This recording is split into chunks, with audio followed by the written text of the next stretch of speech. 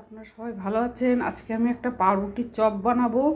পাউরুটি এমনি তার জালিতে একটু সেঁকে নিয়েছি, তারপরে আমি 4-5টা কেটে তারপরে টমেটো সস আর চকো পাউডার দিয়েছি। এর উপরে মাংসের একটা পুর দেবো, সবজি মাংস সেদ্ধ করে তার শেডেড করে নিয়েছি, ছাড়িয়ে নিয়েছি হাড় থেকে, হাড়গুলো ফেলে দিয়েছি। তার সঙ্গে সমস্ত সবজি মিশিয়ে পেঁয়াজ রসুন আদা দিয়ে মাংসটা সেদ্ধ করা আছে।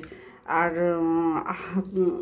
আদা দিয়ে আর কিছু সবজি একেবারে মিহি পেস্ট করে নিয়ে হালকা করে এই একটা পুর করে নিচ্ছে। এই পুর এরকমভাবে দেবো, দিয়ে এই বেসন, এই যে আমার ভাজা মশলা, কাশ্মীরি লঙ্কার গুঁড়ো, নুন আর এই বেসন আর এই খাওয়ার সোডা দেবো, গুলে ভালো করে একটা এতে ডুবিয়ে চপ করবো। দিয়ে খাওয়ার সোডা, গরম তেল, ধনেপাতা দিয়ে ভালো করে 5-6 মিনিট ফেটিয়ে হয়ে গেছে। এবার একটা গ্রিন চাটনি বড়, এবার টমেটো সস দিয়ে